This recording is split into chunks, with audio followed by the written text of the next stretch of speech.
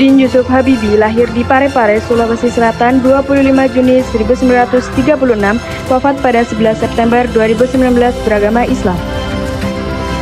Menempuh pendidikan di Sekolah Indonesia dan Valdo continuing his student in Germany after completing his primary school. He skillfully graduated as an aging training pilot and earned his doctorate. Profesi utama ilmuwan dan teknokrat di bidang dirgantara, Menteri Riset dan Teknologi sebelum menjadi presiden.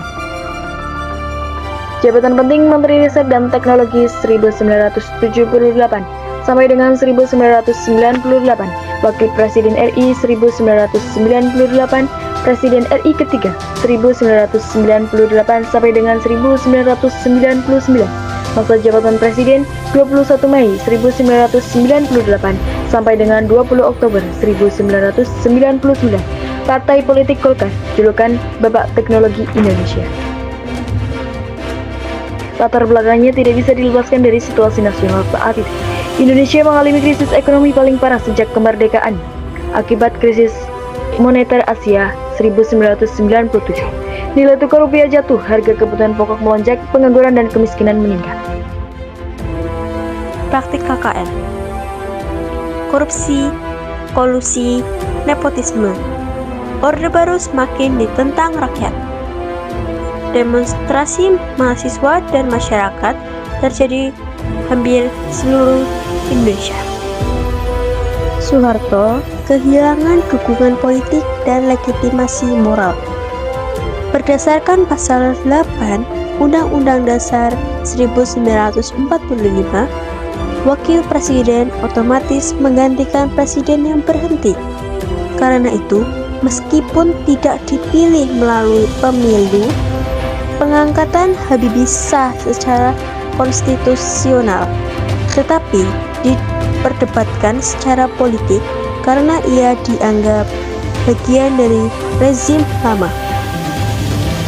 Partai politik B.J. Habibie. Secara politik, B.J. Habibie berafiliasi dengan Partai Golongan Karya atau Golkar.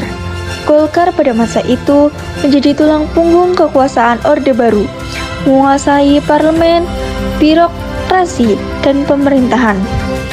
Lebih berfungsi sebagai alat stabilitas politik daripada demokratis. Keanggotaan B.J. Habibie di Golkar menyebabkan banyak pihak awalnya meragukan kesungguhannya dalam melakukan reformasi. Koalisi partai pendukung. Pemerintahan Habibie didukung oleh Golkar, fraksi TNI, Polri, partai-partai pendukung Orde Baru. Namun koalisi ini bersifat lemah dan defensif, karena kepercayaan publik terhadap Golkar menurun drastis. Banyak partai baru lahir dan menjadi oposisi.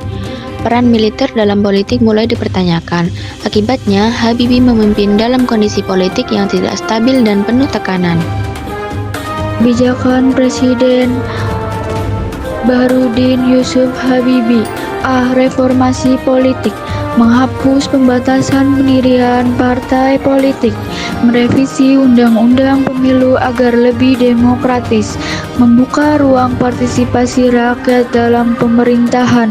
B. Pembebasan pers, menghapus izin terbit yang mengekang media, menjamin kebebasan menyampaikan pendapat. C. Otonomi daerah, memberikan kewenangan luas kepada pemerintah daerah, mengurangi sentralisasi kekuasaan pusat. D. Reformasi ekonomi, menyehatkan perbankan nasional, menstabilkan ekonomi pasca krisis. E. Referendum Timur Timur, memberikan kesempatan rakyat Timur Timur menentukan status wilayahnya. Perubahan besar masa pemerintahan Habibie. 1. Perubahan sistem politik nasional. 2. Perubahan sistem pemilu. 3. Perubahan kebebasan sipil dan pers.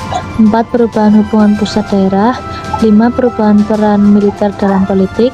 6. Perubahan wilayah negara atau Timur Timur. Dampak pemerintahan Habibie. Dampak positif: demokrasi berkembang, pers bebas, multipartai terbentuk, daerah lebih mandiri. Dampak negatif: kehilangan Timur Timur, instabilitas politik tinggi, reformasi berjalan terlalu cepat.